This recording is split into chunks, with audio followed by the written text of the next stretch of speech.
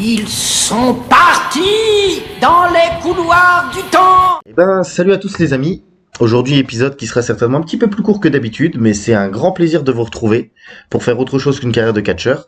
Avant toute chose, salut Messaya, comment tu vas? Bon, ça va très bien, à part que je sors du live record de la chaîne. Ouais, 18h. Ouais, plus de 6 heures de live. Ah, Donc, du coup, j'ai très peu dormi, là. Ah oui, parce qu'on tourne exceptionnellement, on tourne un dimanche midi, le dimanche matin, parce que j'avais moins de temps cette semaine et toi également. Mais on va essayer de vous ramener pas mal de contenu. Les amis, avant qu'on commence et que je vous lance le sujet, je compte sur vous pour faire vivre les émissions parce qu'en ce moment YouTube est pas très sympa avec nous. Ouais, l'algorithme est dégueulasse. L'algorithme nous fait moins de visibilité, ce qui fait que certaines vidéos ont moins de vues. Alors après, je peux comprendre aussi que certains catcheurs passionnent un peu moins que d'autres, il n'y a pas de souci. Mais c'est vrai que la meilleure récompense que vous pouvez nous faire, c'est avec un j'aime et un petit commentaire, parce qu'en fait, je vous cache pas que c'est un peu démoralisant de prendre du temps et que finalement YouTube ait pas envie de nous mettre trop en avant. Et un petit Netty Boost aussi. Ouais, j'allais le dire. Et puis sinon, bah voilà. Là, aujourd'hui, on va se lancer sur un sujet, moi, qui m'a toujours intéressé et que je ne connais pas. C'est le procès des stéroïdes de la WWF en 94. Entre 93 et 94. Bah, Voilà. 92, 93, 94. Le procès s'est tenu en 94, c'est ça? Entre 93 et 94. Ouais, voilà. Donc moi, ça m'intéresse parce que je ne connais pas. Je sais que c'est un truc qui a éclaboussé, qui a vraiment été très compliqué pour la WWE de l'époque. À tel point que même que Vince pensait qu'il allait faire de la tôle. Ah oui, oui. Dans un monde normal, normalement, il aurait fait de la tôle. Il fait de la tôle. Le truc, c'est que maintenant, c'est un gros impact chez les fans de catch, c'est que ça a vraiment bouleversé le monde du catch, et je vous donnerai le contexte et tout ce qui s'ensuit. Le truc, c'est qu'en fait, ça a buzzé dans tout ce qui est scandale. Émission à scandale, journal à scandale et tout ça. Mais par contre, les télévisions mainstream à l'époque aux États-Unis, ils en avaient rien à brer.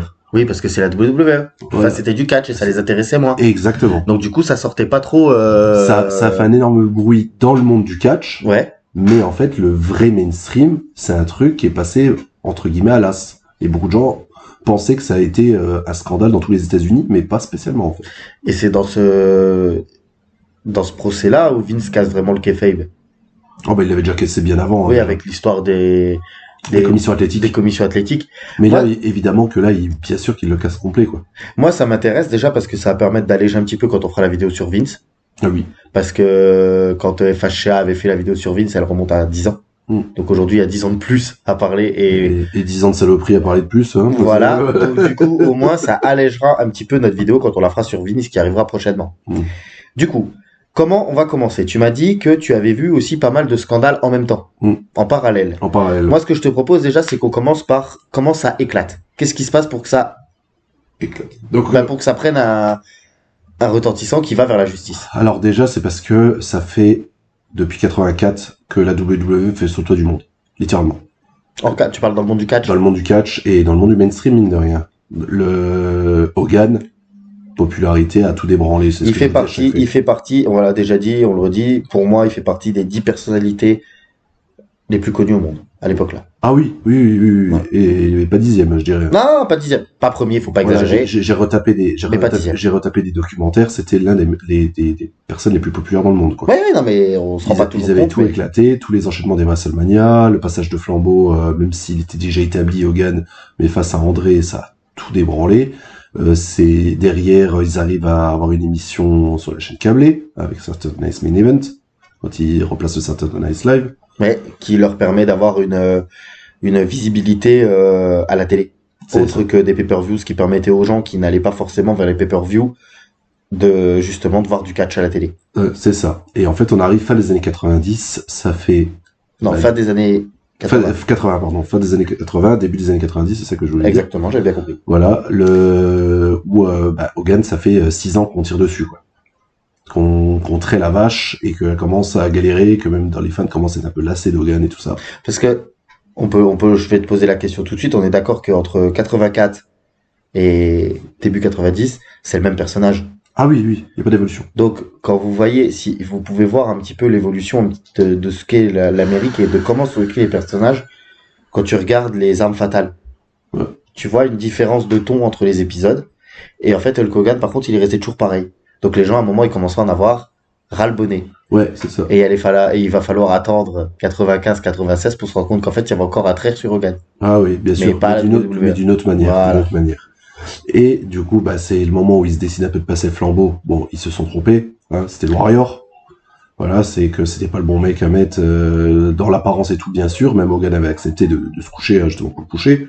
Même si lui, il disait qu'il en avait encore sous le coude et tout ça. Parce que Hogan aussi, on est dans la période où son objectif, c'est de partir vers s'il pouvait faire du cinéma. Hollywood, c'est un peu à ce moment-là où ils tournent leur film à deux. Le fameux film tourné par Vince McMahon et Cohen. Excusez-moi, mes voisins avec leurs gamins le matin, le week-end, ils font beaucoup de bruit, je suis désolé. C'est pas grave, de toute façon, c'est pas dérangeant en soi. Ouais. Et là, ils ont fait un film avec Vince? Ah, ils ont fait un film en partant de zéro alors qu'ils y connaissaient rien, c'est le fameux film No Holds Barred. Oui, d'accord. Nul. Okay. Alors là, c'est de la merde. Ouais, franchement, perdez pas votre temps, n'allez pas le regarder.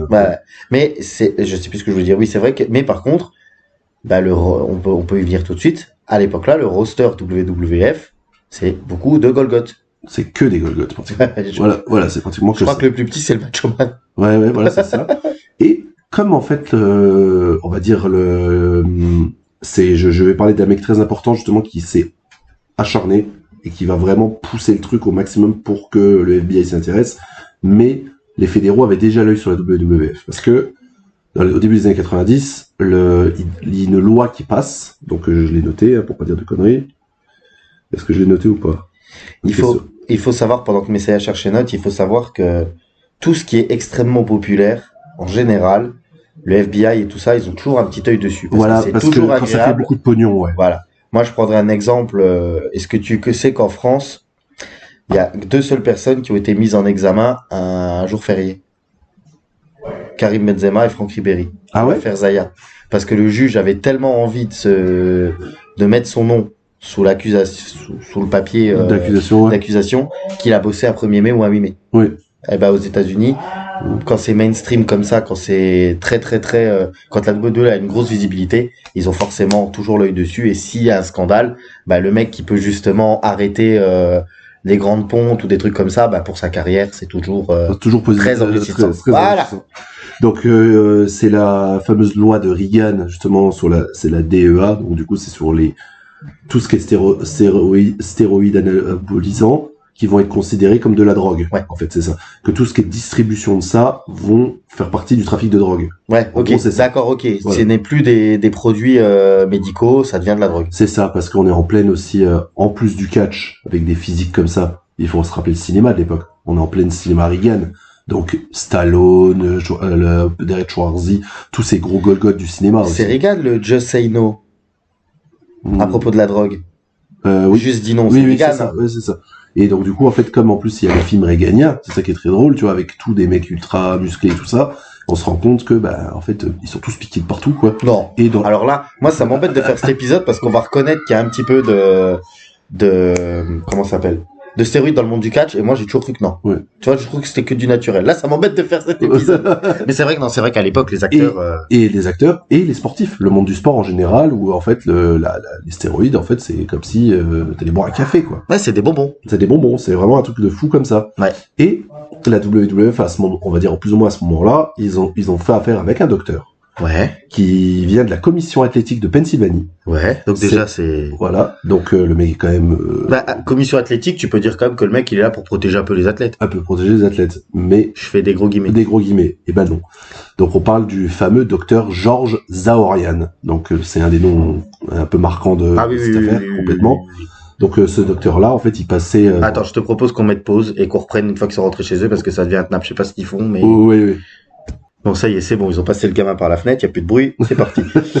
On en était au docteur Zaorian. C'est ça. Donc, le mec de la commission athlétique de Pennsylvanie. Oui. Qui est là pour protéger les athlètes et qui est le plus grand distributeur de bonbons. C'est ça, le mec, c'est Candyman, quoi. c'est ça. C'est catastrophique, en fait, c'est que, déjà, comme j'ai dit, ça tournait partout. Ils prenaient tous des stéroïdes. Et Vince McMahon, on y reviendra plus tard quand il y aura les chefs d'accusation. Il disait jamais clairement aux mecs de prendre des stéroïdes et il leur distribuait pas parce que lui-même en prend. De toute façon, c'est le premier que quand il y aura l'affaire qui va éclater, qui va reconnaître qu'il en prend. Oui, mais il en prend. Pour lui. À l'époque, de toute façon, Vince McMahon n'est pas un personnage télé. Si. Oui, non, mais c'est pas un lutteur. Donc en fait, mais il a toujours aimé la musculation. Oui, voilà, non, ça c'est reconnu. De toute façon, mais il en prend toujours. Oh oui, bon oui. Quand il fait Muscle et Fitness Magazine à WrestleMania, il est piqué partout le Gugus. Non, maman, faut arrêter de nous prendre pour des cons, c'est interdit, mais ils en prennent tous. Et en fait, il leur disait aux mecs, il faut que tu travailles plus dur, il faut machin, des fameuses phrases. Et donc du coup, les mecs de la WWE, tous les gros gars là, ils étaient contents parce qu'en fait, ils avaient un docteur qui venait tout le temps et qui leur permettait justement de les fournir en fait. D'accord. Sauf. Mais là, c'était avant le passage de la loi. La loi arrivait, mais c'était peut-être pas encore. Exactement. Voilà. C'est entre la passerelle entre les deux. Pour ceux qui ont vu le film 3-0, ça me fait penser un petit peu quand le mec il va voir son joueur et qui lui dit prends la créatine et tu verras la Juventus. Voilà. Et du coup, il y a 2-3 articles qui commencent à sortir justement par rapport à la loi sur les stéroïdes, machin, anabolisants. Là, Vince McMahon, je pense qu'il fait une grosse erreur. En fait, c'est dès que la loi est promue, il fait une apparition télé où il dit quand vous verrez ce logo apparaître avec le logo de WWF, vous pouvez être sûr que nos hommes sont totalement naturels, totalement des travailleurs, totalement des machins. Déjà, je comprends pas. Et derrière lui, t'as le Warlord qui passe. Avec une grosse seringue dans le cul. Eh non, mais son roster, non, parce qu'on peut lui faire un petit point du roster, parce qu'on en a pas parlé, on a juste vas-y, dit. si tu veux. Le Warlord. Warlord. Alors, c'est moins 12 sur l'échelle du work rate, le Warlord. Et moins 12, je suis gentil. Le British Bulldog. Qui est, c'est Goldberg avec 20 cm de moins. Ouais, à peu près. Mais avec plus de muscles. Bah, j'allais dire, même son collègue, avant qu'il arrête le catch et qu'il part en couille, Dynamite Kid, il faisait 1m60, mais il était... Ah bah c'est lui que je pensais à Goldberg comme ça. Le British Bulldog, c'est un gros gars. Ouais, alors je pensais plus, voilà. Comme tu dis Warlord, le Hercule. Même Savage, hein. Quand tu regardes Savage. Savage, il était bien dessiné. Bon bah on l'a dit, le Warrior. Ça c'est, non mais voilà, tout son roster, énormément de son roster, c'est ça quoi. C'est des, ou alors après t'as un peu des gros tas dans le genre Typhoon et Earthquake, où là c'est pas la même chose. T'as quand même, je pense que... Il y a 2-3 mecs qui sortaient du lot, qui étaient pas bourrins comme ça. Il y avait Slaughter, tu vois. Ouais, puis moi je pense aussi, j'ai plus son nom, à Ricky the Dragon, qui je pense que lui par contre était pas dans là-dedans. Parce mais il l'était quand même. Ah, tu crois qu'il était quand même mais pas dans l'abus, parce que j'allais dire, même Bret Hart l'a reconnu que lui, il était obligé d'en prendre. Ah oui, d'accord, ok. Là, il a jamais dépassé le truc, et que post-procès, quand il y a les nouvelles générations, il a arrêté. Mais à ce moment-là, si vous regardez les premières images de Bret quand il est en équipe avec l'enclume, Bret, il est tout gonflé, hein. Ah, c'est vrai, ouais. C'est au niveau du visage, il est gonflé. Donc, là, quand tu parles de ça, ça me fait penser à un catcheur actuel. Qui a un visage très très rond en ce moment, c'est Randy Orton. Randy Orton, ça m'étonnerait pas. Hein. Parce que quand il est revenu de sa blessure... Quand il est revenu, c'est Batista. C'est ça, c'est exactement. Quand je l'ai vu, je fais putain merde, c'est Batista, quoi. C'est vrai que... Allez, je veux pas cracher, mais... Lui, mais je pense qu'avec ses problèmes de dos, on sait qu'en plus Orton, il aime bien la Marie-Jeanne, je pense qu'il y a des produits qui lui permettent de tenir bien ses matchs, je pense. Et le caillou? Le caillou, on l'a bien vu que là pour les films, il est en train de stopper tout ça. Vous avez vu qu'il a divisé son poids par deux. Hein. Ouais, bah comme Batista avait fait. Mais parce qu'il y a aussi des mecs qui se disent que le stéroïde, alors, on va peut-être dire tout de suite, c'est quoi le stéroïde? C'est un truc qui est censé développer la masse musculaire, c'est ça? Exactement. Mais d'un autre côté, ça c'est pas terrible pour les autres organes. Voilà. Et quand tu prends trop de stéroïdes, ça peut te bousiller l'estomac, le foie, le cerveau. Et... CF Chris Benoit. Ouais, bah il y a pas que ça, énormément de commotion cérébrale, mais je suis totalement d'accord avec toi là-dessus. Il y a le fameux contre-coup des stéroïdes qu'on appelle la roid rage. Ah, c'est quand t'as la rage. Bah oui, souviens-toi l'épisode de South Park avec Jimmy quand il pète les plombs, il commence à taper tout le monde. Oui, parce que c'est à cause il est en manque de stéroïdes. Il est en manque de stéroïdes, donc du coup tu fais de la roid rage en fait. D'accord, ouais, c'est vrai que c'est intéressant. Est-ce que à l'époque le roster de Jim Crockett, il est pareil? Il y en a quelques-uns. Hein. Bah il y a le Luger par exemple. Oh non, le Luger c'est du naturel. Voilà. Ah non merde, t'es en train de me péter toute ma jeunesse là. Mais et on va en parler bientôt de Luger, t'inquiète. Mais parce que je sais que bon quand même il y avait quand même, j'ai pas l'impression que non, j'allais dire une connerie. J'ai pas l'impression que Sting il était stéroïdé, mais quand tu vois les photos de Sting avec le Warrior. Qui était avec le Warrior, les mecs qui traînaient dans les gyms, dans les gyms américains de l'époque. Ouais, parce que t'en trouvais énormément, beaucoup, même dans les gyms. Partout. C'était pas que dans le catch. Partout. Ouais. Et en fait, pour revenir sur le Dr. Ryan, donc du coup lui il leur fournit, et en fait quand il y a la loi qui passe, en fait, il continuait de leur fournir un certain type de stéroïdes qui n'étaient pas testés sur les humains.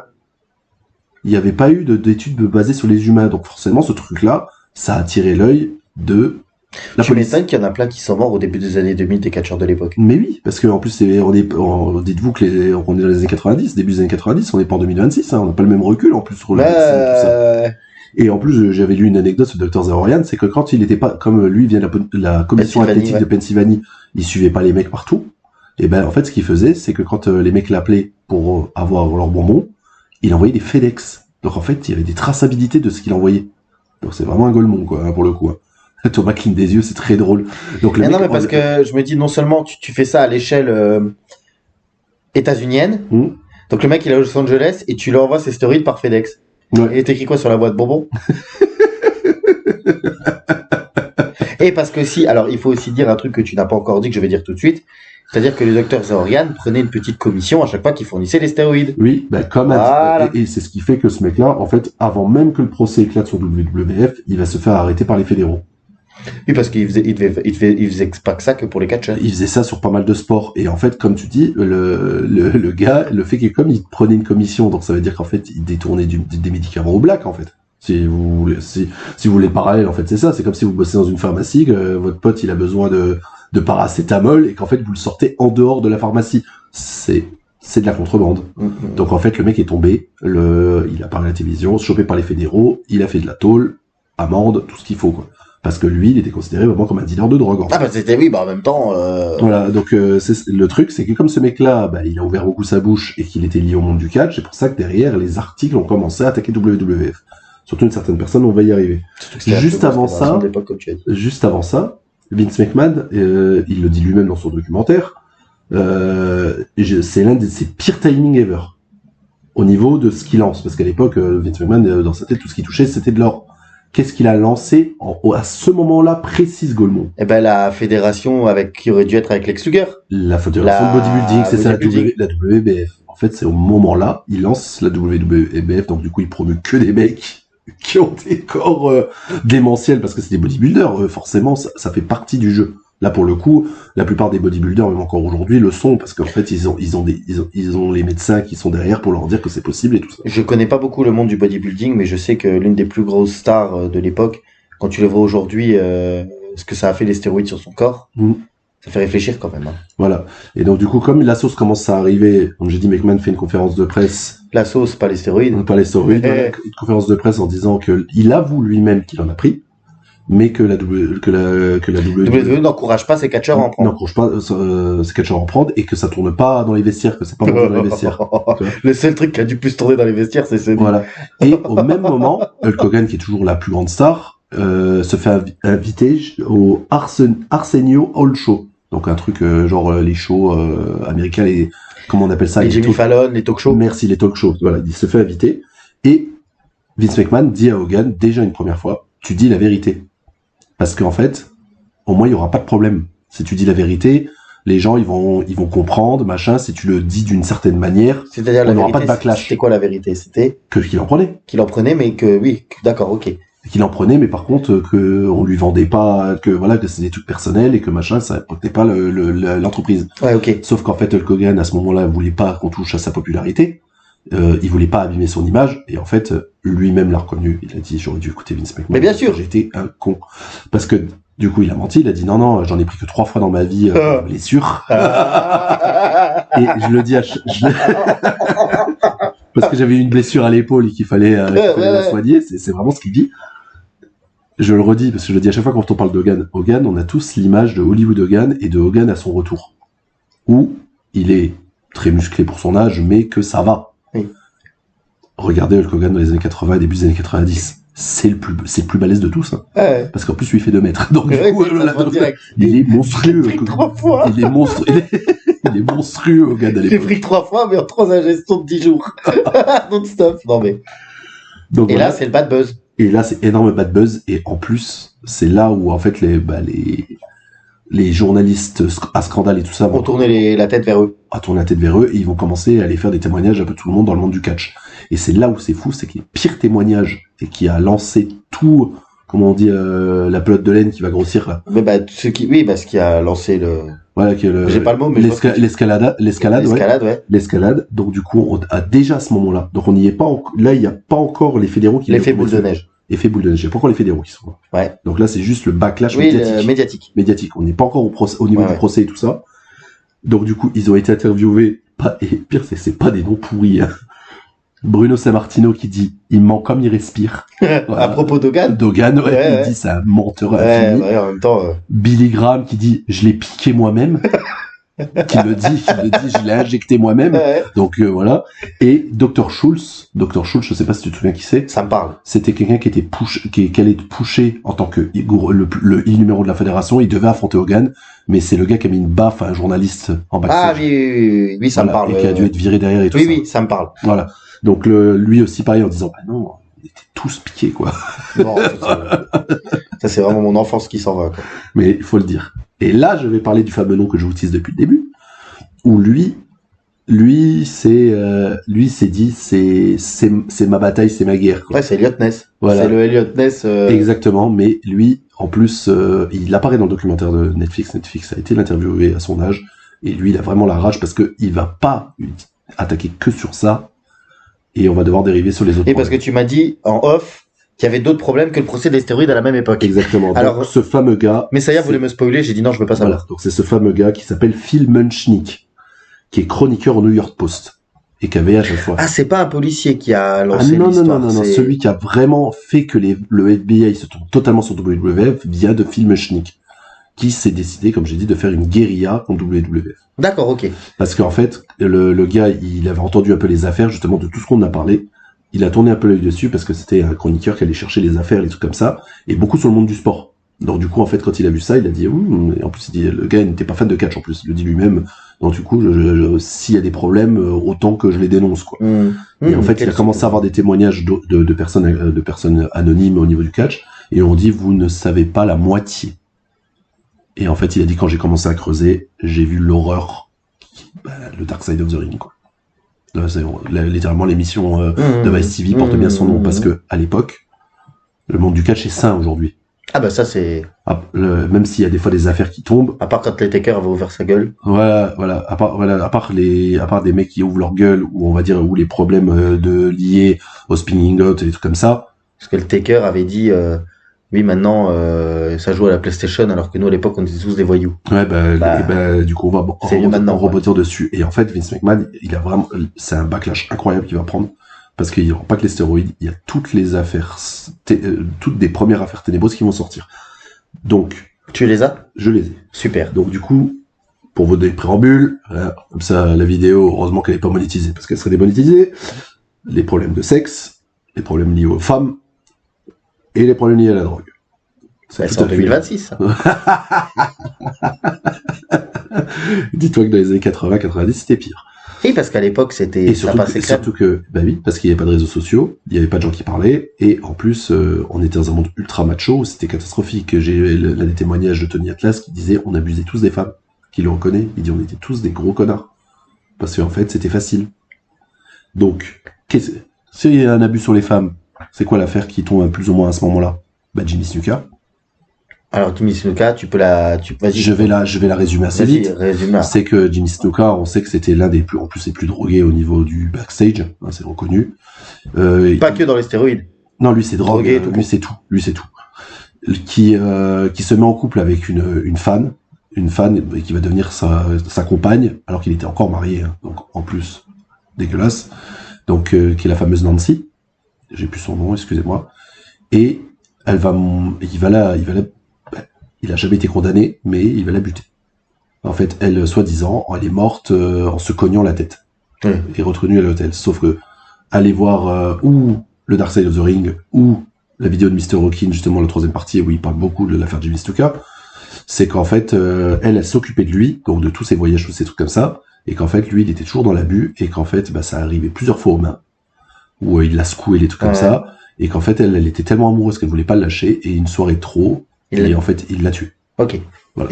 Mais il a été reconnu innocent. Il a été reconnu innocent déjà à l'époque, parce que on sait que c'est Vince McMahon qui a tout fait l'affaire, qui a réussi à parler, parce que dans la ville de Nancy, donc c'était là en plus où il y avait des shows où Jimmy Snuka allait la voir, les trucs comme ça, c'était la WWF qui faisait le commerce de toute la ville. Donc du coup, il a pu poser de son poids de pouvoir au niveau du pognon pour dire vous n'allez pas condamner une entreprise qui fait tourner votre ville. Et ils ont fermé leur gueule. Et ils ont fermé leur gueule. En gros, c'est ça. D'accord. J'ai vraiment résumé très très rapide. Mais du coup, backlash, parce que du coup, ça a quand même fait des articles. Parce que les gens Heureusement. se sont posés des questions, hein, et de toute façon l'affaire est ressortie des années après, grâce à des journalistes qui ont combattu alors que c'était un cold case et qui ont réussi à ressortir le truc. Il aurait dû être normalement jugé, et c'est à ce moment-là où l'avocat de Jimmy Snuka, il a lâché une bombe dans le tribunal en disant non, il est dément, on veut pas le juger. Ouais. Voilà, vraiment de la magouille jusqu'au bout, quoi. Donc il y a ça, et ensuite là par contre on va arriver dans le dégueulasse. Ah, c'était pas là? Ah non, c'était pas là. Ah, super. Là je vais arriver dans deux problèmes, mais très très très dégueulasses. Ceux qui nous écoutent en mangeant, bon appétit. Ah ouais, faut pas manger. Hein. Et tout arrive en même temps, c'est ça qui est fou, c'est qu'en fait, justement, comme un scandale pète, Tout pète. tout pète. C'est l'effet boule de neige. C'est l'effet boule de neige. Ce qui est ouf, c'est qu'en fait, il va sortir le cul propre. C'est ça qui est fou. Avec tout ça. Ah oui, avec ça, il va sortir le cul propre. Je vous le dis déjà. On va commencer par le scandale des Ring Boys. Donc les Ring Boys, qu'est-ce que c'est? C'est dans les années 80-90, c'est qu'ils embauchaient des jeunes garçons, très souvent mineurs, pour aider à monter le ring. Et en fait, à faire des petits boulots où ça leur permettait de prendre un peu quelques dollars, quoi. Sauf qu'il y a deux noms, limite trois. Donc il y en a un, on aura toujours les doutes parce que c'est un des mecs les plus protégés du business. Donc j'espère croire que les catcheurs mentent pas sur lui. Mais le premier nom qu'on va dire, c'est Mel Phillips. Donc un mec qui bossait en fait dans le truc du Connecticut, en fait dans la direction WWE. Et en fait, c'est lui. Ça a été reconnu, et de toute façon il a été viré pour ça. Il aimait bien les petits garçons. Il aimait bien les petits garçons. Il Ok. aimait bien les molester, et d'autres choses. On va pas rentrer dans les détails parce que sinon vous allez vomir. Donc il y avait ce mec-là, il y avait un autre gars de la direction de WWF qui est Terry Garvin. Ah, ça me parle. Voilà, pas Ronnie Garvin. Ah, alors c'est Ronnie Garvin. Non, Ronnie Garvin, c'est le catcheur, hein, le pauvre. ouais. On va pas le qui est un bon catcheur. Non, pas lui. D'accord. Terry Garvin, donc aussi une ponte WWF qui était reconnue pour Aimer les petits garçons. aimer les petits garçons. Et le dernier, qui aimait ses collègues, soi-disant, qui aimait ses collègues et les petits garçons, c'est Pat Patterson. Ouais, ça c'est reconnu. Il était gay. Ça c'est reconnu. Ça, c'est parce qu'il en a reconnu. écrit un livre, C'est le premier catcheur qui a fait son coming out. Ouais, voilà. Et le truc, c'est que lui, dans tous les témoignages de tout que j'ai entendu, même de Dave Meltzer et de trucs comme ça, c'est que tous les catcheurs ont pris sa défense. Ou en disant que lui, par contre, il attaquait pas Il a jamais rien fait. Il a jamais rien fait. Il avait des fois des comportements un peu douteux avec ses collègues. Ouais. Dont Tony Atlas avait dit, il aimait bien toucher mes parties intimes. Ah, c'est génial. Voilà, c'est génial, voilà. Mais au niveau des Ring Boys, Pat Patterson, il serait pas dedans. Ok. Donc c'est un gros scandale, hein, parce que Phil Muchnick, il a été assassin. Il le dit lui-même dans ses témoignages, il dit c'est un sac à merde. Et quand j'ai vu ça, j'ai dit là, moi je leur lâcherai pas la grappe, quoi. Ah, bah il a raison. Et bah pour le coup, il a raison. Quand tu tombes sur une affaire comme ça et que t'es journaliste, tu veux le dénoncer, ce qui est normal, putain de bordel de merde. Voilà. Thomas, un petit garçon, alors il peut bien se mettre à la place du truc, quoi. Non, mais même que t'as garçon, pas de petit garçon, à un moment, c'est dégueulasse. C'est point. abject. Y a rien d'autre à dire. On va essayer de pas faire de parallèle avec ce qui se passe dans le monde aujourd'hui. Non, parce que t'es forcément obligé d'y penser. T'es obligé d'y penser. Mais bon, à un moment, ouais, que finalement, Vince McMahon et Jack Lang, même combat, quoi. Ouais, c'est un peu Ils vont ça. ressortir avec le cul propre. Voilà. Et du coup, t'as un des Ring Boys de l'époque qui s'appelle Tom Cole, qui lui a pris les médias parce qu'il avait déjà un peu grandi, hein, donc il était proche d'être adulte et qui a fait beaucoup de témoignages contre WWF en disant ce qu'on lui a fait et tout ça. Ça va finir sur des gros billets en dessous de la table. Eh On va ben. pas emmener au procès, Oui, bah, évidemment. c'est Et- comme ça que t'étouffes, hein. Donc c'est comme ça que t'étouffes, et c'est du coup c'est à ce moment-là où c'est là où Roberts a pété les plombs parce qu'il devait prendre la place de Patterson et on lui a dit non parce qu'en fait Patterson lui il a démissionné.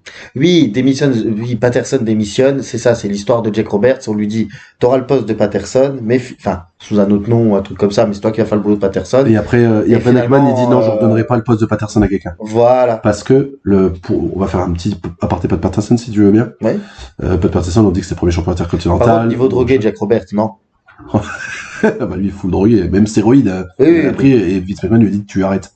Ah, lui, pour le coup, t'arrêtes. Il lui a dit t'arrêtes. Ah oui, parce que je veux pas que tu sois trop balèze. Il veut pas qu'il ait le physique des autres. C'est ça. Je Voilà. me rappelle, tu l'avais dit dans Ouais, l'émission. j'avais dit dans les Donc, pas de Patterson. Donc Pat Patterson, il faut se rendre compte, donc le revienniste des WWE et leur manière de faire l'histoire, ils disent que c'est le premier champion intercontinental qu'il a gagné dans une certaine ville et tout est faux.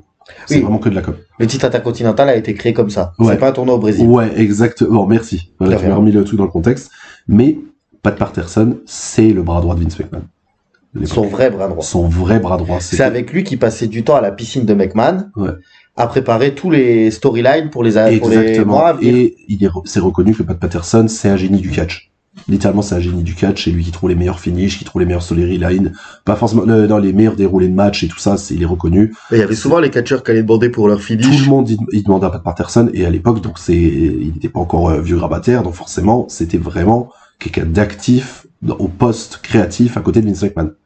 Derrière, il y a eu Gérald Briscoe. Ce serait un peu, pour faire une analogie avec le foot, ce serait un peu le directeur sportif. Lui s'occupait vraiment du côté création. Ouais, c'est ça. Lui, il n'y avait pas d'œil dans le pognon. Lui, c'était vraiment côté créatif et côté relation avec les talents. Ouais, voilà, c'est ça. Mais il était McMahon, il se confiait à Pat Patterson et tout. C'est vraiment c'est des amis. Et il y avait pas un moment où il aurait dû écrire un livre, et je sais pas si le livre est sorti ou un truc comme ça. Peut-être. Où il aurait dû parler justement, où il expliquait qu'il allait tout révéler, puis que finalement, je crois que ça s'est un peu... Et du coup, beaucoup de gens sont tombés sur Vince McMahon quand il a viré les deux autres et que Pat Patterson a démissionné. On a fait, ouais, mais s'il est innocent, pourquoi vous l'avez... Parce que Vince McMahon disait, sur les trois, il y en a un innocent. Oui, c'est Pat. C'est Pat. Et en fait, les journalistes et les gens qui commentent, et en fait, et ceux qui ont fait de la recherche demandaient, mais pourquoi en fait il a démissionné alors que c'était innocent? Et la réponse de Vince McMahon en disant, à l'époque, on est dans une chasse aux sorcières gays. Ah oui. Donc en étant homosexuel, il aurait pris plus que les autres. Même si, pour le coup, lui, tous les catcheurs, il n'y a pas que Vince McMahon, je dis tous les catcheurs de l'époque, à part, comme j'ai dit, des comportements un peu douteux avec ses collègues, ils n'auraient pas participé au Ring Boys. C'est de tout ce que j'ai lu, j'en sais rien. Mais c'est ce qui se dit. En tout cas. Même le jeune, quand il avait parlé, même le jeune t'a dit, il a pas parlé. Si, le jeune a donné les noms de tout le monde. Ah, donc il a même dit Pat Patterson. Voilà, c'est pour ça. Donc, c'est pour ça qu'il croit. Voilà. Et on n'est pas là pour. On n'est pas, nous, on sait pas. Hein. On n'était pas là, heureusement. On n'était pas là, et donc le Pat Patterson, c'est pour ça qu'il est parti pour revenir après. Ouais. Voilà, pour que le truc se tasse, le temps que Vince McMahon donne du pognon à tout le monde. Et ce qu'ils ont fait à Daniel Bryan. Non, mais quand ils lui ont dit tu te casses pour les relations publiques, et après tu le rappelles. Et puis tu reviens parce que bon, t'as étranglé un mec, quand même, Chris Benoit, voilà, machin. Bon, c'est vrai qu'on n'a pas fait pire. John Cena, il n'avait pas fait la même avec Umaga. Mais bon, c'est la WWE, c'est toujours la même chose, c'est le révisionnisme. Et c'est là que finalement tu te rends compte que en 30 ans, il n'y a pas grand chose qui a changé, quoi. Ouais, c'est ça. On va faire la troisième affaire dégueulasse. Ah, il y en a encore une. Sur le procès des stéroïdes, oui. Oui, bah, jusqu'au bout. Hein. Ouais, salade tomate. C'est l'affaire Rita Marie Chatterton. Ouais. Qui est la première femme qui a fait arbitre à la WWF à la télé. Ok. Donc Vince McMahon a recruté une femme qui voulait faire arbitre. Et lui voulait la mettre en avant comme la petite blonde sexy qui va arbitrer les matchs. Le problème, c'est que t'es au milieu d'un monde de mecs, là. T'es au milieu d'un monde de porcs, j'ai envie de dire. Oui. Faut dire les termes. Ouais. Et même si la nana à la base c'est Casimir, après 5 semaines de tournée, c'est Beyoncé, quoi. Ouais, voilà. Je suis désolé, hein, c'est dégueulasse, mais moi j'aime bien Casimir. Non, mais voilà, quand j'imagine les mecs dans les backstage, surtout quand ils se font fin drogués, bon bah là t'as la petite blonde qui passe, ça doit tous être des gros dalleux. Ouais, voilà. Et donc du coup, elle s'est ressortie à ce moment-là parce que elle était déjà dans les années 80. C'est elle la première, on va dire au niveau mainstream, à avoir dénoncé Vince McMahon d'accusations sexuelles. C'est elle la première. Après, et c'est ce qui aide dans le procès actuel aujourd'hui. Hein. Mais bah après, ils se resservent de ça. Après, de toute façon, Vince McMahon, c'est pas toi qui avais dit, c'est toi qui m'as dit qu'on peut voir dans son reportage, quand on lui dit quand ça va pas. Vous pensez à quoi? Au sexe. Pas au sexe. Et puis bon, quand tu vois Linda McMahon, tu te doutes bien que c'est pas avec elle. Je suis désolé, mais à un moment, c'est pas Linda qui te promet la chevauche, c'est fantastique. Bah, à moins que t'es ornithologue. Ornithologue. Ouais, je pense qu'avec Linda, ils l'ont fait 2 fois un soir de cuite, ça a fait Shane, ça fait Stéphanie, et stop, quoi. Ah, à un moment, faut être logique. Je dis pas ça graveleux, je dis même pas ça dans le mauvais terme. Mais à un moment, tu vois Vince McMahon ou le mec, tu sais très bien que, et encore, on sait uniquement celles qui ont parlé. J'imagine même pas tout ce qui est... Celles qui n'ont pas parlé. Un jour, je pense que si la triche, elle ouvre sa gueule, ils sont tous en tôle. Ouais. Parce que triche, elle a morflé quand même. Ouais. Et quand tu imagines comme elle a... On sait pas ce qu'il y a backstage. Mais comme elle a morflé à la télé, j'imagine même pas comme elle a dû morfler derrière. Ouais, bah oui. Titre. Non mais ça doit être un truc de fou. Et je dis ça sans aucune accusation. C'est juste que je me dis spécule. La poche triche, elle, je me dis, là qu'elle a dû manger la pauvre. Donc du coup, oui, donc c'est la première qui a fait les accusations. Et le pire, c'est que elle, ça a été mis sous la table, encore une fois, de l'argent pour qu'elle se taise et que ça aille pas au procès. Mais le pire, c'est que l'opinion publique l'a pas soutenue.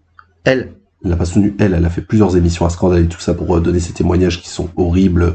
Elle est en pleurs et tout ça, ils ont fait des docus et tout sur elle. Sauf qu'en fait, le public en avait rien à foutre. Les gens, ils voulaient regarder du catch. Ils avaient rien à foutre, en fait, de l'idée de Vince McMahon. C'est notre époque. En fait, vraiment, le public s'est dit, ouais, mais bon, vous les chauffiez peut-être, des machins comme ça. Elle a eu des contre-accusations comme ça. Oui, Au genre que ce serait de sa faute, quoi. C'est toujours la même chose que quand des fois une jeune fille se fait dans la rue, et ben on dit oui, mais bon, elle a mis une mini-jupe. Ouais, bah c'est le même délire, en fait. C'est que l'opinion publique américaine s'est lancée là-dessus. Bon, bah tu peux enlever opinion publique américaine, hein. Tu peux rester juste sur opinion publique. Hein. Ouais, ça veut c'est ce que ça marche chez nous aussi. Ça marche chez nous aussi. Et donc là, j'ai fait tous les trucs dégueulasses, ça va. Ah, bah c'est bien. Mais il y a un autre truc qui se passe dans cette période-là. Super Dimanche. Qui a fait, ah oui, Super Dimanche. qui a fait aussi un backlash pour WWF. Il y a un autre truc qui se passe dans ce qu'ils ont fait à la télévision au niveau storyline, qui a fait aussi que, entre toutes les affaires qui étaient en train de péter, plus ils se servent de ça, bah, c'est ce qui a amené tout doucement au départ d'Hogan. Ouais. Parce que c'est là où on va dire qu'il a commencé à avoir son pic de descente. Parce que là, le public a dit non, mais c'est bon, stop. Quelle année à peu près? 91. Ok. La rivalité face au Sergent Slaughter. Où le Sergent Slaughter devient pro-Irak. Ouais. Parce que Vince McMahon se dit, attends, je me suis toujours inspiré de la pop culture pour pouvoir mettre dans mes storylines. Qu'est-ce qui fait le buzz en ce moment? Ah, il y a la guerre en Irak. Ah, puis ça, la guerre en Irak, de toute façon, Vince... meilleure idée du monde. Ah, Vince, il adore ça. Voilà, donc du coup, il lance le truc, où de base, Sergent Slaughter, c'est un gros face, il fait partie des G.I. Joe, hein, je rappelle. Gros face, il le fait tourner heel, et il le met pro-Irak. Ça a été trop loin. Ah, Sergent Slaughter, il a eu des menaces de mort. Et sur sa famille aussi. Sur sa famille, ça a été très très loin. Même Vince McMahon, il a refusé un segment parce que Vince McMahon voulait lui faire brûler le drapeau des États-Unis. Il a dit, mais t'es malade ou quoi? Il a dit, je vais brûler les t-shirts d'Hogan. Puis je vais finir en taulle, là. Voilà. Là, si c'est Donald Trump président, il est mort. Hein. Ouais, donc, laisse tomber. Et en fait, ils ont fait gagner Hogan, héros américain. Et en fait, c'est à ce moment-là qu'il y a un backlash où en fait les gens ne voulaient plus voir Hogan en tant qu'héros américain. Parce qu'en fait, c'était de la propagande patriotique. Mais je te dis, c'est Et déjà à l'époque, il faut croire, c'est quand même ouf, hein, parce qu'on se dit, ouais, mais les Américains sont tous très pro-patriotes. Et ben non. À l'époque, en fait, les gens, quand on leur met dans la gorge ça les a gênés. Non, puis il y a toujours aussi que les Américains... Oui, les Américains sont très Patriotes. Pour leur pays, il n'y a pas de problème. Tu te balades... Pour avoir été aux États-Unis, t'as les drapeaux américains partout. Oui, c'est leur truc. Mais ils sont pas pro-guerre, tous. Non. Et quand leur pays fait la guerre... Ils aiment pas. Bah, c'est surtout que c'est ce qu'ils ont dit les gros témoignages en disant ouais mais moi j'ai quelqu'un de ma famille qui est là-haut qui risque de mourir et vous faites voilà. son télé dessus quoi. Et il y a aussi qu'il faut pas oublier que beaucoup d'Américains vivent avec le souvenir de la guerre du Vietnam qui est un traumatisme où ils se sont fait débranler. Moi j'allais dire botter le cul mais voilà. Donc il y avait ça aussi, c'est-à-dire que en fait il y a eu un excuse-moi là je fais un peu d'histoire mais tu sais que j'aime bien. Il y avait eu par rapport à tout ce qui est patriotisme américain après la guerre du Vietnam, il y a eu un rejet de l'armée parce qu'elle a perdu. Oui. Et que les gens n'aiment pas trop les perdants, surtout State. Voilà. Ouais non mais c'est intéressant. Tu vois, c'était une émission où je partais je savais pas trop comment on avait tourné ça. Finalement, je trouve que c'est très très intéressant. Ben en fait là, c'est ça qui est fou, c'est que vraiment cette période 91-94, de toute façon, c'est ce qui va amener les années mortes du catch. Oui. 95. Parce qu'il va devoir épurer son roster ensuite. Mais ce qui est rigolo, c'est que je pensais que l'émission, elle allait faire 35 ou 40 minutes. Et là, on est à 45 minutes, on a toujours pas commencé le procès des stéroïdes. Moi, dans ma tête, je crois que tu voulais qu'on fasse 1h30. Donc, ah non, mais moi, je suis bon, là. Moi, je suis royal parce que j'aime beaucoup, justement, le fait qu'on parle de tout. Et on essaye de parler un petit peu, de rajouter un peu d'humour parce que sinon, c'est un peu triste. Un peu tristouille. Donc du coup derrière ça, Hogan les gens n'en voulaient plus. Il va quand même avoir son retour de merde où il va baiser Bret Hart, Yokozuna et tout ça. Hein, non. WrestleMania 9. WrestleMania 9 ouais, parce que WrestleMania 8 normalement c'était censé être son dernier match face à Sid où il prend le main event alors que le titre est pas en jeu. Il est censé partir, il revient quand même en 92. Et après il part. Et après il part parce qu'il va aller commencer à tourner Hollywood et le cinéma. Et voilà. Ça c'est sa fameuse série de merde là. Et parce que ça marche pas trop bien à Hollywood et que Bischoff le rappelle, viens on est à Disney, c'est coolos et voilà. Exactement. Parce que Hogan, excuse-moi. Ouais. Hogan, on l'a peut-être déjà dit, je sais plus. Hogan, c'est ce qu'il aurait voulu, c'est The Rock. Oui. Il aurait voulu être The Rock avant The Rock. Lui, s'il aurait pu complètement faire oublier aux gens qu'il avait fait du catch et faire que du cinéma, c'est ce qu'il voulait. Et je lui mets un petit tacle parce que j'ai envie. Vas-y. Parce qu'il fait du révisionnisme et dans le documentaire Netflix, il a dit ouais, mais en fait quand Bischoff est venu me proposer le contrat, en fait j'en avais marre des acteurs, les caméras, les machins comme ça. Le catch me manquait. C'est quand même quelqu'un qui aime le catch, on peut pas l'enlever. Mais là, c'est du révisionnisme, c'est parce que tu voyais que ta série c'était de la merde et que tu faisais pas autant de pognon que tu voulais. Et parce que je pense qu'il s'attendait à voir que les rôles se battent pour lui. Oui, et c'était pas le cas. Mais peut-être que quelques années auparavant, quand on est vraiment dans l'époque réganienne, Peut-être ça aurait marché. ça aurait marché mieux. Oui, sauf que Vince McMahon l'a tenu et il l'a retardé. Justement, quand ils ont fait son fameux film que je disais de merde, ça a retardé son passage au cinéma. Oui, bah, En fait, Vince McMahon, justement, pour pas perdre Hogan, il a dit viens, on fait un film ensemble, en fait. Et sauf que les deux, ils sont délus, et surtout Hulk Hogan, il s'est dit je vais faire un film basé WWF, je vais avoir plein de contrats qui vont se bousculer. Voilà, Thomas a fait un doigt. C'est que ça a pas marché. Mais non, mais ça me fait penser un petit peu, toute proportion gardée, mais un petit parallèle qu'on a eu avec Roman Reigns, qui s'attendait quand il allait plus ou moins partir de la WWE, à ce que les propositions de cinéma allaient affluer. Ouais, Il en a eu, mais pas ce qu'il pensait. parce qu'il pensait. Voilà. Voilà, exactement. Donc Hogan part, et alors qu'il commence à être dans tous ces scandales et qu'on va arriver en 93. Tous ces scandales, on est d'accord, je te demande juste un dernier point pour qu'on soit bien d'accord, tous ces scandales qui ont été étouffés sous la table, Sous la table, auprès des personnes auprès des victimes. auprès des victimes. Mais Les par victimes ont contre, été payées. dans les journaux et tout ça, ce monsieur que tu as dit continue à cracher, à Exactement, balancer son j'allais venin. dire- Voilà, j'allais on est dire d'accord. Film Non, mais Schmick, ils le c'est... disent tous, Vince McMahon le déteste, évidemment, et tous ses bras droits disent que ce mec-là, ouais, il était en guerre contre nous, machin, mais le mec, il l'assume, complet. Il a dit, moi, je voulais le faire tomber. Vraiment, c'était le but. Donc, on arrive en 93, donc Vince McMahon et Hogan, Vince McMahon laisse partir Hogan. Sauf que il lui demande, il lui fait, bon, tu pars pas voir Hollywood, mais t'iras pas à la concurrence. Hein. Hogan lui a dit, oui, non, t'inquiète, j'irai pas. La parole dans le catch, voilà. Et à ce moment-là, là, je sais pas pourquoi, là, il était vraiment délu, comme il avait la WWF qui était lancée. Il s'est dit, mon nouveau, ce sera Luger. Parce qu'on l'avait dit, hein, dans la vidéo, allez voir la vidéo de Luger, on retrace tout. Dans la tête de McMahon, c'était le remplaçant d'Hogan. Alors, une fois que la fédération de bodybuilding s'est cassée la gueule. Aussi. Parce Bah qu'à oui. la base, il est là Oui, pour être... Mais il l'a fait se casser la gueule parce qu'il y avait le procès des stéroïdes qui allait commencer. Voilà, non mais et aussi parce que normalement Lex Luger aurait dû présenter, être un gros intervenant. C'était pas forcément parti pour être un participant, hein, Luger. Non, ça devait être le l'égérie. visage, l'égérie, et il se blesse, donc il peut pas faire et finalement, bref. Finalement, il l'envoie au catch Voilà. et il s'est dit, putain, il me faut un remplaçant Hogan. Il regarde le roster, il fait Luger. En soi, Bah, quand tu connais Vince McMahon, c'est normal. c'est pas, oui. Vas-y. Voilà, Big. alors, Vince McMahon love Big Sweaty Man. Voilà. Le seul Big Sweaty Man qu'il a toujours voulu niquer, c'est Goldberg. C'est vrai. Bon, Thomas, il a cité Goldberg, il faut que je trouve un moyen de citer le Japon, mais je sais pas comment je vais faire, mais Il y a des stéroïdes au Japon. je me souviens d'une période. Voilà, c'est fait. Voilà. Donc on arrive en 93, et en fait, tellement il y a eu d'affaires qui ont été cumulées en même temps. Je vais juste te poser une question qui est importante pour savoir et pour la suite.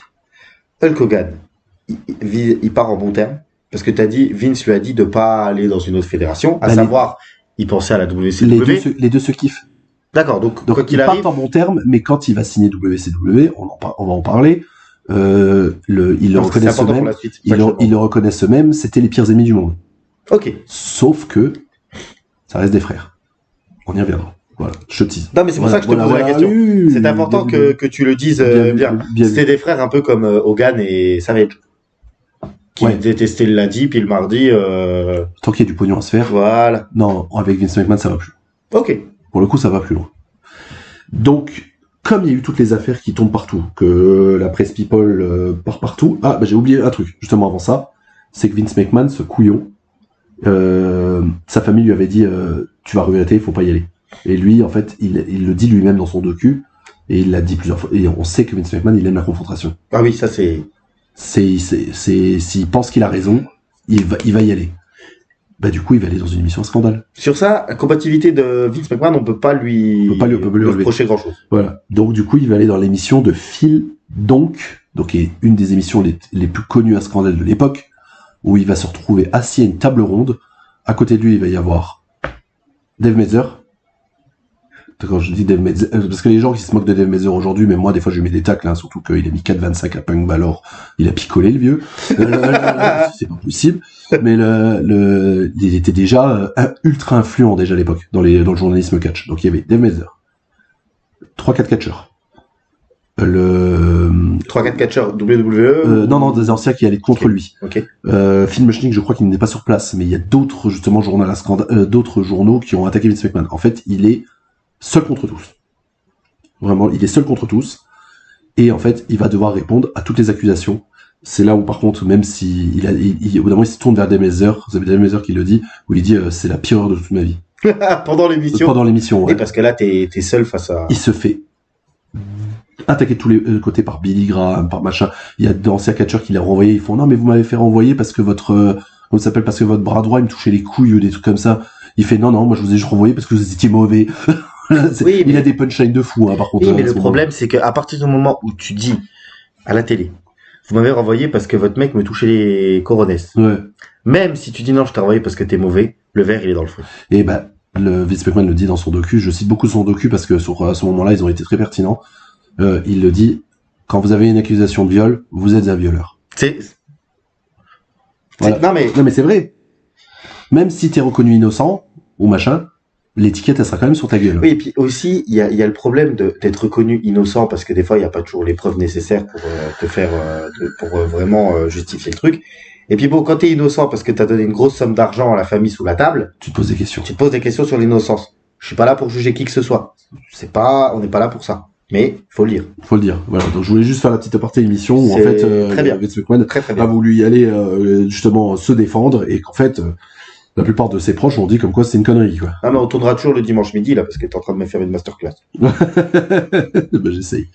Donc on revient au niveau du procès parce que à force de toutes les affaires et de film schnick qui lâche pas l'os, ça qui est vraiment lui c'est mitraillette tous les jours quoi. Alors que comme j'ai dit, les journaux mainstream s'en battent. Le New York Post, c'est un journal mainstream, mais c'est on va dire, c'est le petit article de film schnick. En fait, j'ai vu les photos d'archives, c'est des tout petits encarts. En fait, il y a son visage dessiné sur le journal, il y a son petit encart où en fait, en gros, c'est le coup de gueule de film schnick, du chroniqueur. Et donc lui, il essaie de tout mettre dans sa petite rubrique, mais c'est genre page 3 du journal, quoi. Ouais, c'est pas important. Pour le journal, c'est pas important. Voilà, c'est pas en tête d'affiche. Les télévisions américaines n'en parlent pas spécialement et tout ça. C'est vraiment, ça se fait dans le microcosme du catch, tout ce truc-là. Un mec qui attaque le catch, mais qui n'est pas regardé, à part les émissions d'un scandale, comme j'ai dit. Ouais, sauf que, en fait, à force qu'il y ait quand même trop d'affaires et qu'on parle de post-loi au niveau de la drogue et au niveau des stéroïdes. Parce que bon, il y a l'histoire des stéroïdes, puis il y a tout ce que t'as raconté. Voilà, et bah le FBI, c'est à ce moment-là qu'il se tourne. Et Schnick le raconte lui-même, il est devenu un indique du FBI. Parce que grâce à tout son travail d'investigation, le FBI a toqué à sa porte, ils font, bon maintenant, on va discuter. Ouais. Voilà, donc du coup, il le reconnaît lui-même, il a tout dit. Ah, il a tout balancé ce qu'il avait trouvé. Tout ce qu'il a balancé. Même ce qu'il mettait pas dans ses articles, quoi. Vraiment tout. Donc du coup, le FBI s'est dit, c'est bon, on peut y aller. On a assez. Sauf qu'en fait, ils n'avaient pas assez. Je peux déjà avancer le truc, ils n'avaient pas assez de preuves, en fait. Ouais, ils avaient en fait, c'était beaucoup de on dit, c'est ça. Il n'y avait pas de preuves concrètes. Voilà, c'est ça. Ce qu'il y avait, c'était la personne. Si tu me dis si j'ai tort, mais par exemple, cette personne a dit on m'a fait ça. Les stéroïdes, c'est passé comme ça, mais en fait, il y a pas de preuves. Ouais. C'est que les on dit. Voilà, donc là, on va parler de tout ce qui est autour du procès. Donc le nom ultra important. Parce que lui, je pense que à côté, même, comment il s'appelle? Ah putain, comment il s'appelle celui qui a été ministre de la Justice, l'ancien. Où ça? En France. L'avocat de fou là, Kitata. Kitata.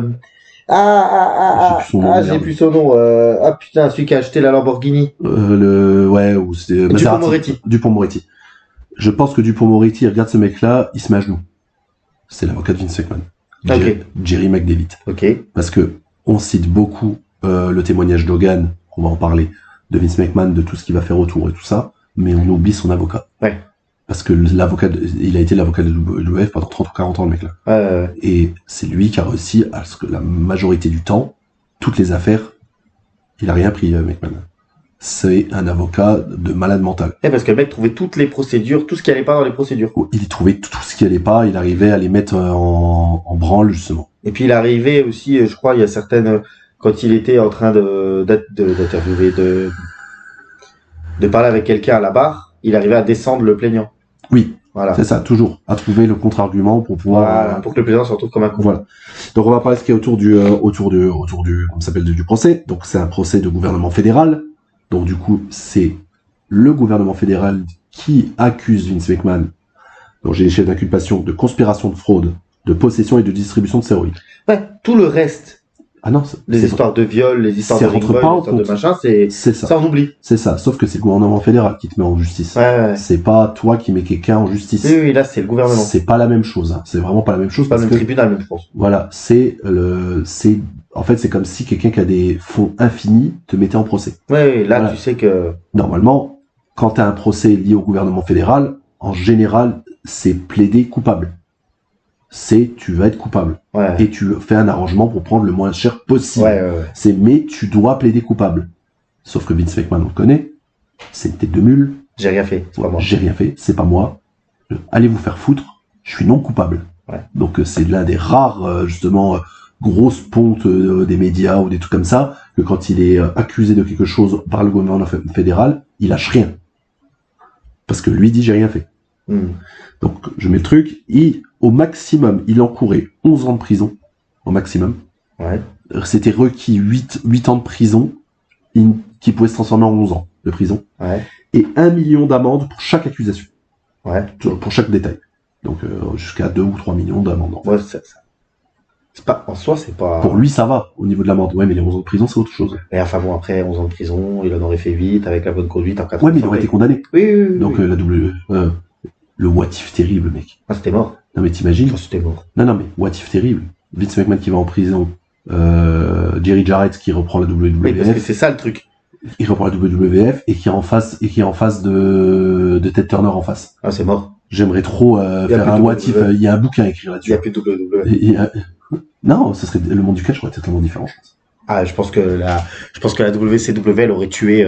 Il y aurait peut-être plus que WCW, mais où limite Jerry Jarrett, il aurait une bonne fédération à part, une alternative, mais pas mondiale, quoi. Est-ce qu'on aurait connu Vince Russo? Bonne question. Et du coup, McMahon. Il est dans quel. Mais quand même, il a peur, McMahon? Parce que là, tu parles de Jerry Jarrett. Ah oui. Tu le dis comme ça. Parce qu'en fait, là, Messiah a pas voulu trop. C'est que McMahon, comme il se voyait leur tôle, il voulait donner sa fédération à Jerry Jarrett. Oui. Et pourquoi c'est un peu aberrant? Parce que Jerry Jarrett, c'est quoi? C'est un con ou c'est. Non, Jerry Jarrett, il est reconnu comme étant un des génies du catch, mec. Ouais, donc c'était pas n'importe qui. C'était un des rares mecs qui avait encore une fédération à l'époque où WWF, où Vince McMahon, il a mis tout le monde au chômage. Ouais. C'est l'un des seuls mecs qu'il a pas mis au chômage. Ok. Et je rappelle que c'était la fédération de Memphis, avec qui il a fait le partenariat, c'était son territoire de développement. Oh, ok. Donc, non, d'accord, c'est un des rares mecs qui vient du monde du catch que Vince McMahon respectait. Ok, d'accord. Donc, non, s'il voulait le donner, c'était pas pour troller, quoi. Ok, d'accord. Non, c'était vraiment, il avait une vraie considération pour le père de Jerry. Ok.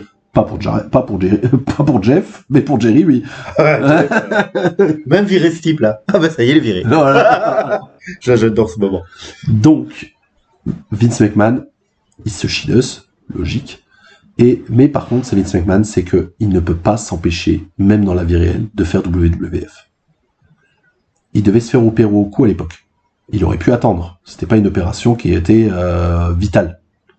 Mais il va faire son opération. Il s'est fait opérer comme ça quand il arrive au tribunal. Il a la minerve.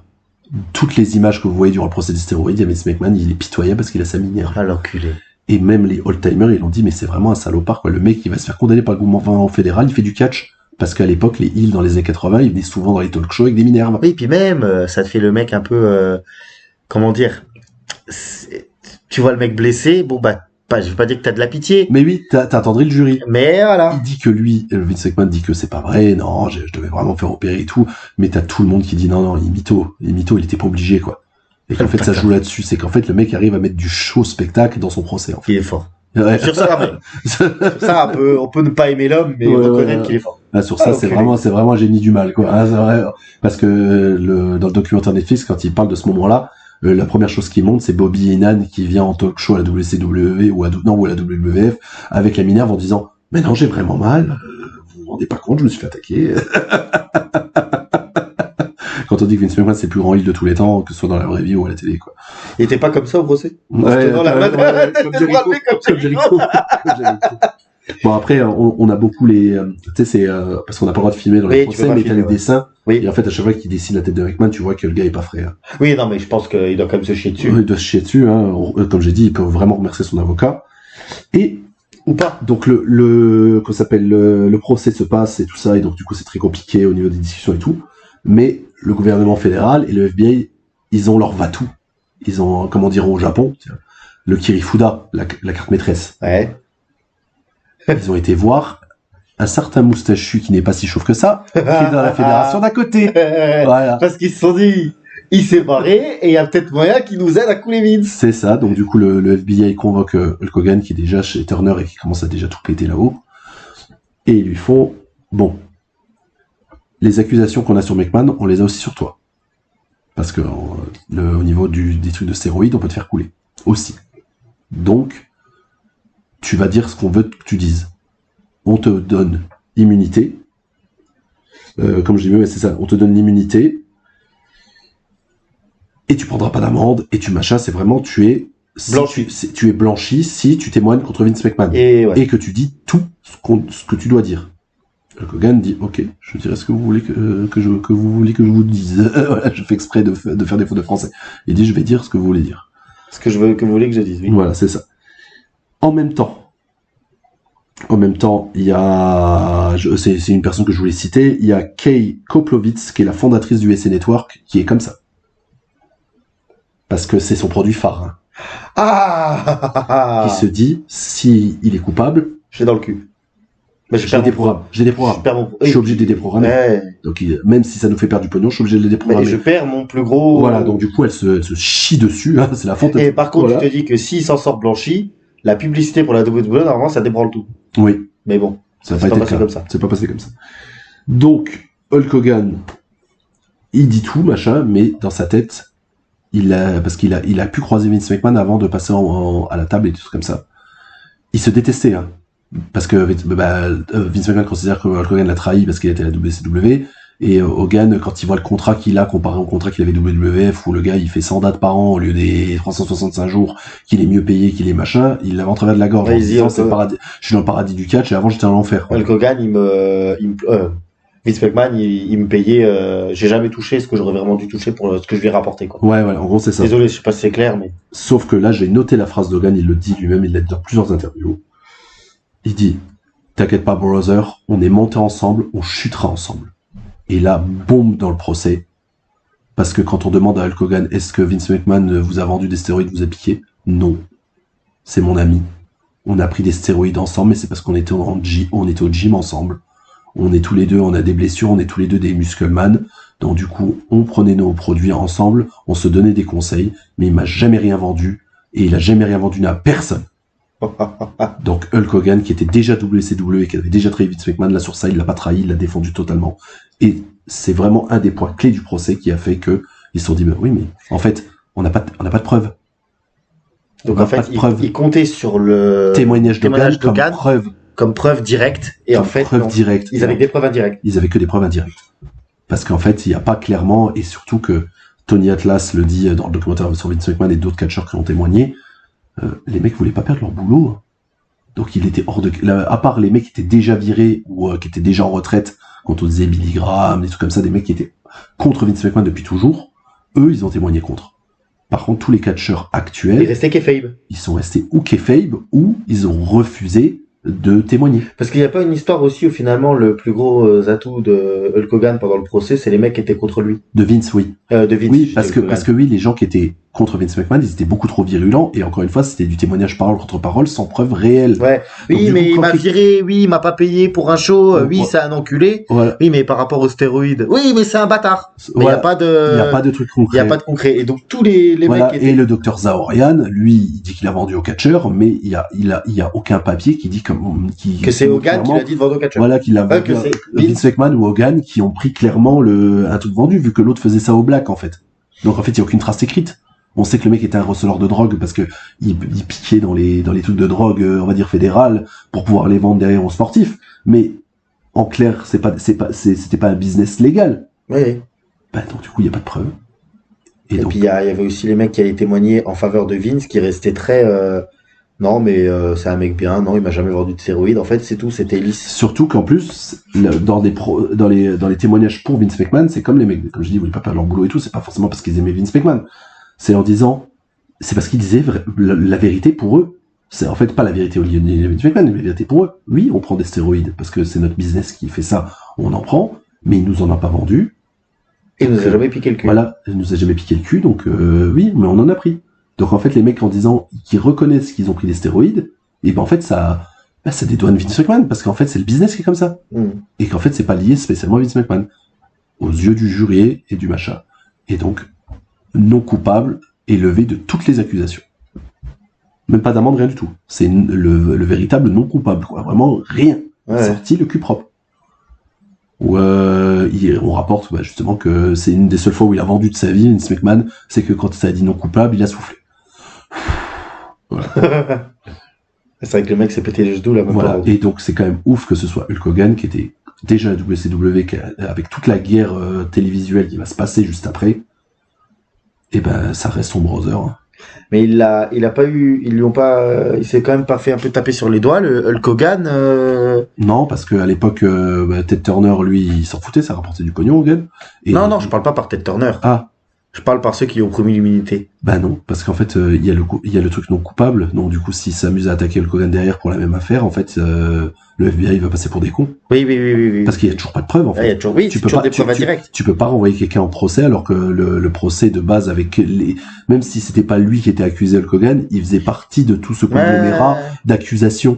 Donc si celui qui était censé être le cerveau de l'affaire est nommé non coupable, tu vas pas aller mettre en procès le numéro 2. Par contre, si Vince aurait été reconnu coupable, là, l'immunité d'Hogan aurait été bah oui, utilisée, parce que sinon, il aurait pu se retrouver en tôle aussi. C'est ça. Ben, c'est pour ça que la phrase d'Hogan est quand même belle. Brother, on est montés ensemble, on chutera ensemble. Ouais. C'est que les deux n'avaient aucune certitude qu'ils allaient gagner le procès. Ouais. Donc du coup, Hulk Hogan, alors que le mec commence à refaire sa carrière de CW et de faire un pognon monstre, il a mis quand même sa carrière, il a risqué sa carrière à ce moment-là. Il a risqué sa vie, il aurait pu finir en tôle aussi. C'est pour ça que c'est quand même ouf que malgré tous les coups de pute qui se sont mis et tout, les deux, ça a été les rois des années 80. Ouais, brother. Bah oui. Et on a fait le tour. Bah tu vois, ça me choque plus. Ça me choque plus qui s'en est sorti le cul propre pour les stéroïdes. Parce qu'en soi, bon, les stéroïdes, c'était l'affaire d'État et tout ça. Mais toutes les histoires de V et de machin et tout ça, moi je trouve inadmissible qu'on l'a jamais attaqué pour ça, quoi. Ben, à part maintenant. Ouais. Il a fallu 26 ans. Ouais. 36 ans. Il a fallu 35 ans, ouais. 35-36 ans pour que ces affaires-là, elles atteignent un niveau qui a changé le monde, qui a encore une fois changé le monde du catch. Moi, ce que je te propose, mais c'est que là, t'as fait le tour sur le procès des stéroïdes. Je te propose qu'on prenne encore quelques minutes, parce qu'il y a quand même des retombées malgré tout. Oui, bien sûr. Vince a dû épurer totalement son roster. Donc, il s'est débarrassé de tous les mecs un poil trop stéroïdés. C'est ça. C'est qu'en fait, Luger, il pouvait continuer de le pusher, parce que, comme lui, il était relié à l'ancienne fédération de bodybuilding, on n'allait pas trop lui casser les couilles. Parce qu'en fait, au niveau de sa carrière de bodybuilding, Lex Luger, il avait un peu un passe-droit. Mais il s'est dit, oui, il faut passer à la nouvelle génération. Mais parce que de toute façon, il s'est même servi de ça pendant le procès. Oui. Et vous avez vu les catcheurs qui sont là? Shawn Michaels, Bret Hart, Yokozuna. Il n'y a plus de mecs bodybuildés et stéroïdés. Ben non, tu les as tous virés avant. Ouais, bah oui, c'est ça. Mais c'est pour ça qu'on a eu le passage de témoins, justement, vers ces catcheurs. Vers la nouvelle génération. Comme Bret ou bah ouais, Shawn Michaels. Donc de base, dans sa tête, ça devait être Luger. Et en fait, il a dit, ça va être Bret. Parce que c'est le mec le plus sérieux que j'ai dans le vestiaire. Mais en voulant toujours trouver quelqu'un d'autre. Oui. Il a jamais fait confiance à Bret. Oui, de toute façon, lui, son vrai main crutch de l'époque, c'est Shawn Michaels. Oui, mais il était pas assez haut pour pouvoir le mettre à sa place. Voilà. Et que quand il a été assez haut, ça a pas marché. Je rappelle que le règne de Shawn Michaels, il ramenait pas de pognon. Oui, et puis c'est l'un des pires champions face ever.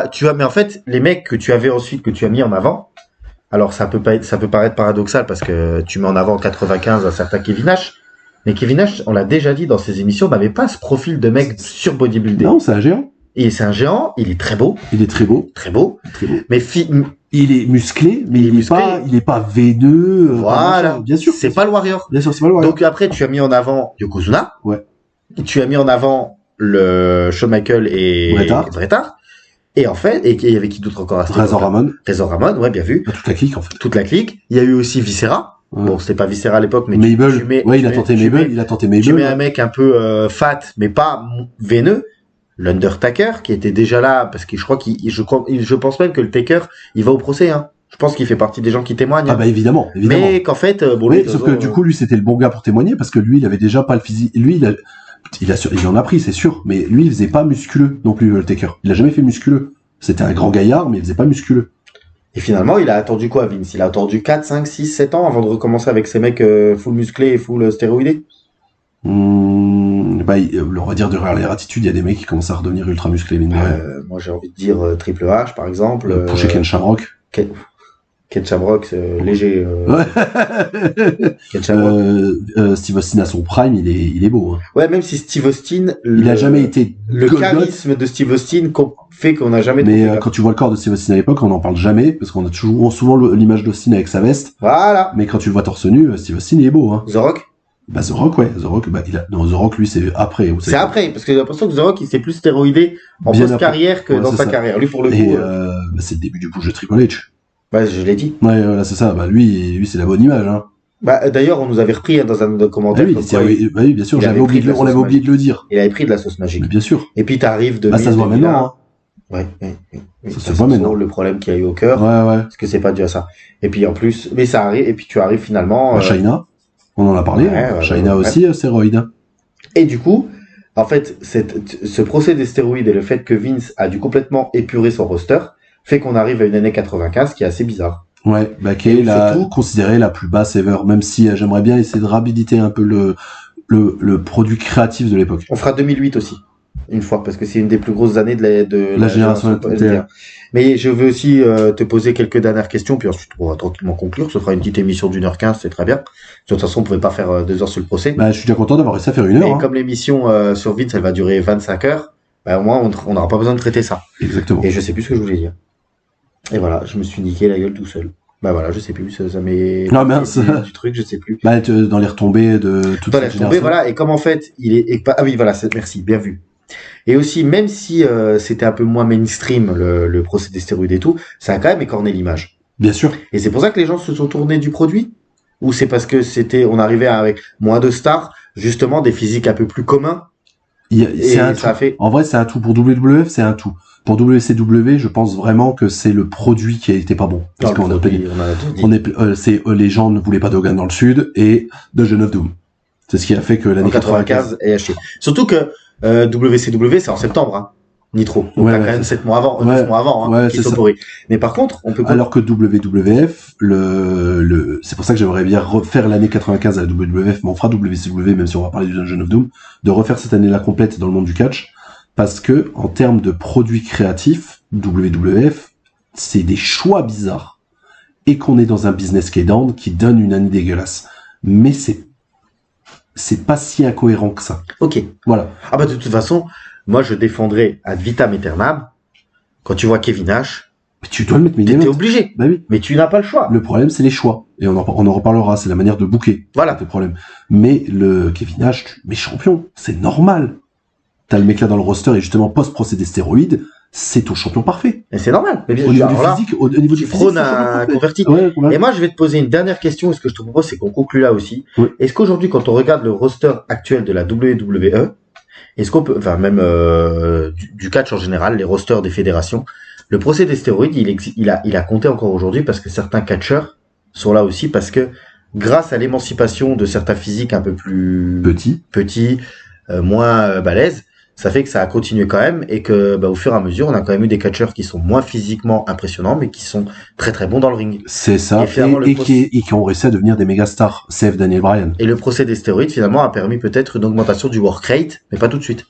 Pas tout de suite parce qu'on va passer après la gratitude. Mais non, mais c'est ce que je te dis, mais peut-être que s'il n'y avait pas eu le procès des stéroïdes, on serait toujours dans un spectacle de Muscleman, voilà. Sans le côté le développement du in-ring. Oui, voilà, possible. Et tu te serais parti vers d'autres fédérations indépendantes, ou peut-être la EW se serait créée avec le work rate, mais à la WWF, tu serais toujours resté avec ces Musclemen immenses. Et même si je maintiens que la WWF actuelle ressemble de plus en plus à la WWF des années 80.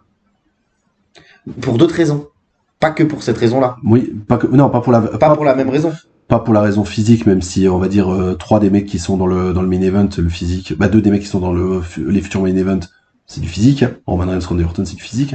Ouais, après Orton, le problème c'est que nous on l'a déjà dit dans une émission et pas dans l'émission sur Orton, mais dans cette question, c'est qu'Orton aujourd'hui, malheureusement, n'a plus rien à faire en main event, pas à cause de son talent, mais à cause de son corps. Oui. Son corps ne tient plus. Oui, mais du coup, en fait, moi, j'arrête pas de le dire, j'en parle souvent durant les lives et souvent durant les watch-along avec les gens du Discord. Rejoignez le Discord, les amis. Voilà, le catch in-ring à la WWF, à part les jeunes qui se bougent le cul, la nouvelle génération qu'on veut pas leur donner la place, il y a plus de catch.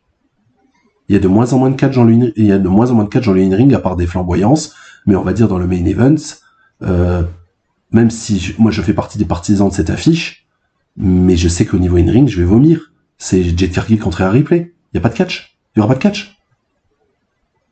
Rhea Ripley est très forte, mais elle va affronter quelqu'un qui ne catch pas. Ouais. Tu vois. Donc encore une fois, WWE s'en branle du in-ring. C'est pas ce qui leur amène de l'argent. Je dis pas que c'est pas bien. Je dis pas que c'est mauvais. Je dis juste que moi, en tant que fan de catch in-ring, qui s'est tourné vers d'autres produits depuis quelques années, de plus en plus où on avance dans les années, WWE, c'est pas pour moi. Je continuerai de le commenter et d'être les grilles sur cette chaîne, les enfants, parce qu'il faut bien faire vivre la chaîne découverte du catch, donc je continuerai de regarder WWE, de leur jeter des crottes de nez, et d'apprécier quand c'est appréciable, mais... C'est très compliqué quand tu parles de catch, et ça, c'est ce qu'on va faire. On va faire un petit côté off, excuse-moi, je t'ai coupé. Vas-y. C'est qu'en fait, aujourd'hui, si on parlerait uniquement du produit AEW, de la New Japan et tout, bah, déjà que l'algorithme YouTube, il est pas toujours très sympa avec nous. Si on enlève la WWE de nos conversations, bah, tu fais 50 vues. Déjà Thomas a raison, et même, ça me fait toujours plaisir de parler de WWE, surtout quand on parle du passé. Ah, mais là, le passé. Voilà. C'est un peu notre cam, hein, voilà. Moi, on est des vieux cons nostalgiques, mais voilà. Moi, je vais te dire la vérité. J'ai l'impression que l'émission qu'on a faite aujourd'hui, sans aucune prétention, j'ai envie de penser à la phrase de Dewey, tu sais, je m'attendais à rien. Ouais. Sauf que je suis quand même déçu, ça, non, pas du tout, parce que j'ai vraiment l'impression qu'on a fait un truc très sympa. Et ben j'ai oublié de te le dire, et donc du coup, comme ça, je fais un petit coucou sur les gens du Discord qui sont restés très tard hier soir. Je leur ai dit le nom de l'émission, et en fait, tous les commentaires, ils étaient très hypés de l'écouter. Ah non, mais Tout le monde voulait avoir une émission c'est des là-dessus. sujets qui sont très intéressants, parce que c'est vrai qu'on en parle. Alors, t'as eu le truc Netflix, mais le truc Netflix, c'est un peu comme Unreal. Moi, c'est des trucs. L'émission Netflix. C'est moins pire parce que ils ont été pas voir que WWE. Voilà. Donc Mais c'est moins pire. tu as toujours ce côté-là. Là, au moins, nous, tu sais qu'on n'a pas de filtre. Ouais. On peut se permettre de dire ce qu'on veut, en restant respectueux pour tout le monde. Mais moi, par exemple, je savais pas qu'il y avait toutes ces casseroles-là avant. Mais moi, je me souvenais plus, même si j'avais déjà regardé des docus sur Netflix, que j'ai regardé Dark Side of the Ring et tout ça, de me retaper ça, parce que quand je vous ai quitté hier, les enfants du Discord, j'ai réétudié, donc je me suis couché à 4h du matin pour pouvoir vous donner la meilleure émission. Je me souvenais plus et je me rendais pas compte que tout était en même temps. Ouais, c'est ça. C'est surtout ça, en fait, que toutes les affaires dégueulasses sont tombées en même temps que la préparation du procès des stéroïdes. C'est pour ça qu'en fait le business est down en 95. Mais bien sûr. À WWF, c'est parce qu'en fait, il y a vraiment toutes les retombées, pas que du procès des stéroïdes. Même si tout a été, oui, comme je dis, sans le cul propre ou grâce au pognon ou grâce à l'acquittement, et ben en fait, l'image est quand même détériorée, quoi qu'il arrive. Mais ça y est, je te remercie vraiment énormément, parce que j'ai vraiment apprécié de faire cette émission. Vraiment, je vais pas dire plus que les autres, parce que ce serait dénigrer les autres émissions qu'on a faites. Mais vraiment là, j'ai appris plein de choses. Et j'ai trouvé ça vraiment très très sympa. Bah moi j'ai kiffé l'affaire et je ne regrette absolument pas de me coucher très tard pour donner une bonne émission. Les amis, je compte vraiment sur vous, on en a besoin. Partagez, commentez, mettez un j'aime, mettez booster, rejoignez le Discord pour ceux qui ont envie. Si vous avez des amis qui veulent se remettre dans le catch, qui aiment le ou catch, qui aiment ça fait longtemps qu'ils n'ont pas regardé, partagez notre chaîne, qui rejoignent le Discord parce qu'on fait plein de watch along où on regarde du vieux catch, bah c'est du simple, nouveau catch. il y a du watch along ou des discussions Pratiquement tous les soirs. quasiment tous les soirs. Ouais. De temps en temps, on se permet un petit truc foot avec notre ami Loman et les intervenants foot, Jojo par exemple, qui est très vu. Alors je me sens un peu seul au milieu des supporters marseillais, mais on passe des très très bons moments. Donc c'est vrai que même si vous n'avez pas forcément envie que de parler de catch, que vous avez envie de parler de tout, il y a même des fois où on parle tout simplement de la vie et ça fait du bien. Parce ça fait du bien. Il y en a ouais. besoin. Et sur le catch, moi j'essaye de, même si on le fait en mode rigolage, là ces derniers temps on a eu un arc catch deathmatch Ouais, là j'étais pas là. et extrême, et donc du coup je leur ai montré des best-of et on a regardé pendant facile plusieurs soirs de la semaine des moments du catch hardcore. J'essaie de présenter des matchs mexicains, continue de me montrer du catch japonais parce que c'est ma cam, mais en fait de regarder un peu le catch partout dans le monde. Puis moi j'ai envie de dire, allez donner de la force aussi à la chaîne Lunatic Enigma, qui est très souvent un intervenant avec toi et qui fait du contenu très très sympa. Donc allez écouter son émission sur Booker T qui est top. Ouais, qui est vraiment top. incroyable. J'ai aussi envie de parler de Mehdi, Ouais. qui a une petite chaîne YouTube où il parle de muscu, c'est très intéressant. À chaque fois j'oublie le nom de la chaîne, mais vous pouvez Mehdi facilement GHTR. le retrouver dans les commentaires parce qu'il met toujours un petit commentaire. Donc allez voir sa chaîne aussi si vous êtes passionné de muscu, c'est très sympathique. Je remercie aussi les gens qui mettent des petits commentaires sur les autres vidéos pour le petit référencement et tout, c'est très sympa et je compte vraiment sur vous parce qu'encore une fois, ben, cette chaîne, c'est nous qui la faisons, mais c'est vous qui la faites vivre et encore une fois, ben, on a besoin de votre aide pour continuer à grandir. Mais ça y est, je te remercie. Je t'en prie, Thomas. Et puis je vous dis à très bientôt. Salut!